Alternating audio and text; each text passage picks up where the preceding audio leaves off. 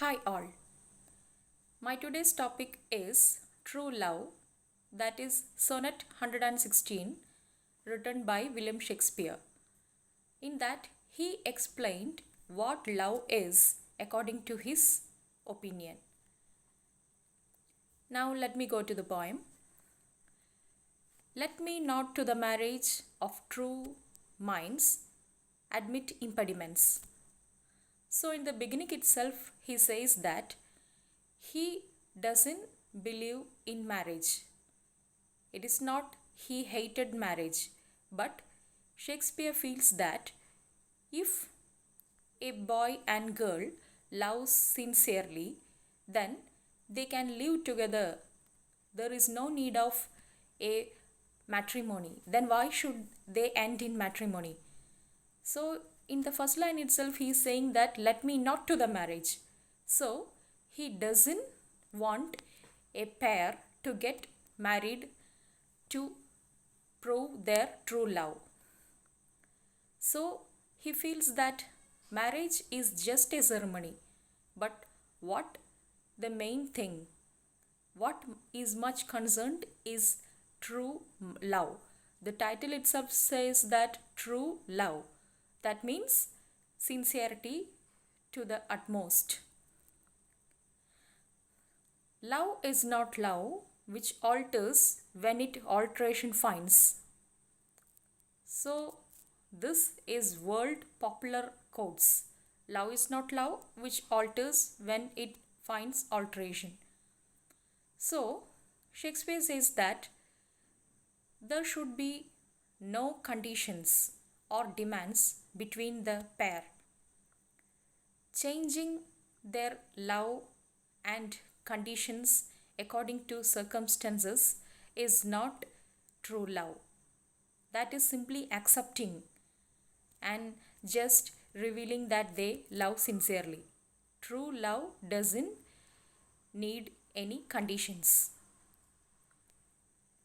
or bends with the remover to remove. Oh no, it is an ever fixed mark. So, a lover always accept his lady love the way she is. That is an ever fixed mark. He is comparing love to a star which guides the sailors. That star is not shaken. So, even a tempest occurs, we cannot remove that star, or that star is not going to end or destroy. So, it is like a never fixed mark. So, nothing can come between the true lovers. Love is always constant. Love is like a lighthouse that seems even tempest but never gets afraid or shaken. And like how a star guides guides a traveler, a true love often guides the people to go in the right way. So it is said that it is the star to every wandering bark. When we can't use any electric light for a traveler, the light is essential. So that place is taken by a natural body, which means star, or we can always say that means the moon only. Now, whose worth unknown, although his height be taken. Worth means what? Value. It is said that we can always measure our height, weight, but not love. How can we measure our love? It is not being such thing which we can measure. So that is immeasurable. So we can never measure a love's weight or height, etc.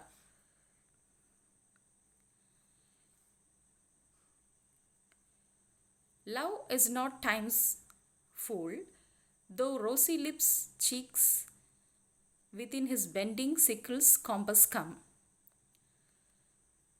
So here, love is being constant. Shakespeare again stresses the sentence that love is always constant.